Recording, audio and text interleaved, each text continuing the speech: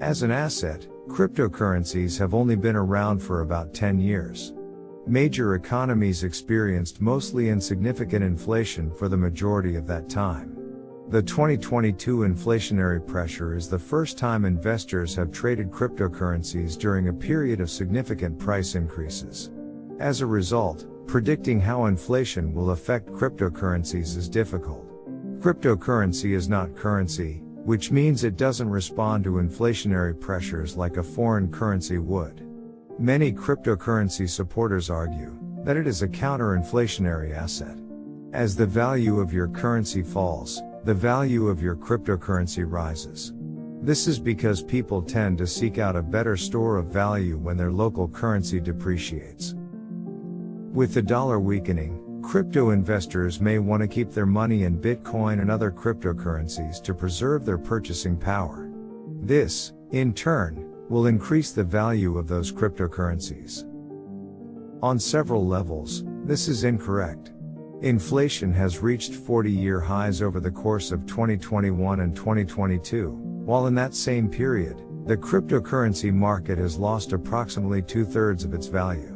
This is also incorrect because cryptocurrency is not, and has never been, a functioning currency. The IRS and the SEC do not recognize cryptocurrency assets as cash holdings. Instead, the SEC has determined that crypto assets are classified as either commodities or securities. Listen to the CFTC chairman's remarks about cryptocurrencies being commodities and securities. There's a lot of back and forth. There's a Senate bill that's made its way through that would leave the SEC in charge of a large portion of the oversight. I think it would move some of the regulation to the CFTC. Are you familiar with that bill, and what do you think of it? Yeah, I mean, this is a little bit of an age-old issue between the CFTC and the SEC. We have a great relationship historically. We continue to communicate and work together. We have a lot of common registrants, but within this space, in my view, it makes sense for commodities to be regulated by the Commodity Futures Trading Commission and securities to be regulated by the SEC. And within the sphere of digital assets and the coins, which make up thousands and thousands, there are naturally going to be some commodities and some securities. And in my view, it makes sense to sort of parse through the two and figure out where we can place each. And it's going to be difficult because from a legislative standpoint, again, given what I said earlier, given the novelty of some of these coins and the technology, we're going to have to figure out what would constitute a security under the traditional securities law and what would constitute more of a commodity so that we can regulate appropriately given the two different legal structures. Yeah, it's tricky. It's all in the eye of the beholder. The SEC chair, Gary Gensler, has said he thinks most of those tokens are securities under the law right now. Does that sound about right to you?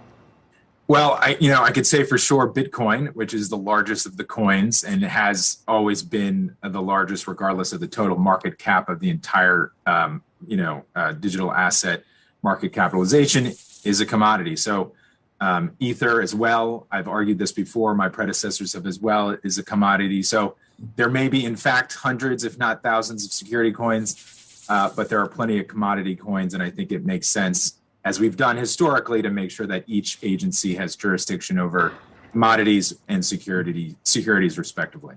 Assets like Bitcoin, which have a predetermined quantity and nature, are considered commodities, similar to gold and silver. While digital assets replace physical assets, they otherwise operate on the same principles. There is a limit to how much Bitcoin can exist, which is determined by the asset's algorithm. Just as there is a limit to how much gold can exist, which is determined by what's underground. Bitcoins lack an underlying enterprise, which would alter the asset's nature. A Bitcoin, like gold, silver, iron, and lumber, is simply what it is, and investors can buy, own, and sell it as the market dictates. On the other hand, assets such as a utility token, or a stablecoin, which can be generated as the underlying project sees fit, are considered securities such as a stock or bonds. Tokens, while not traditional assets, operate on the same fundamental principles as any other securitized asset. An underlying enterprise creates and sells a group of tokens on the open market. They have the ability to create new tokens or remove existing ones at will, and the nature of the token is defined by the underlying project. A utility token, like a share of stock, will gain or lose value based on business decisions made by the project that issued it. Regardless of whether a cryptocurrency is a commodity or a security, it is not a currency. This means it will not behave in the same way a currency does. Rather, during an inflationary period, investors should expect a cryptocurrency to behave like a high-risk investment class. In an era of cheap money and high liquidity, it's easier to invest in speculative, high-risk assets like cryptocurrency. Indeed, one popular explanation for why cryptocurrency became so valuable is that investors simply had a lot of money and few better options. As the Federal Reserve raises interest rates, these trends will shift. This will most likely lower the price of the cryptocurrency, as well as most other capital gains-oriented assets. When investors' confidence in their investments deteriorates, they seek greater security. Individual investors, who account for a disproportionate share of the crypto market, are even more likely to withdraw their funds from investments entirely. This can reduce the value of cryptocurrency during an inflationary period and compound losses during a recessionary period. The bottom line is that, because cryptocurrency has no trading history during periods of inflation, there is no data-backed way of predicting how inflation will affect prices. However, crypto investors should consider their investments to be high risk and can make some predictions based on the performance of such asset classes. If you enjoy this video, please like and subscribe to the channel for more content. Until next time, stay safe.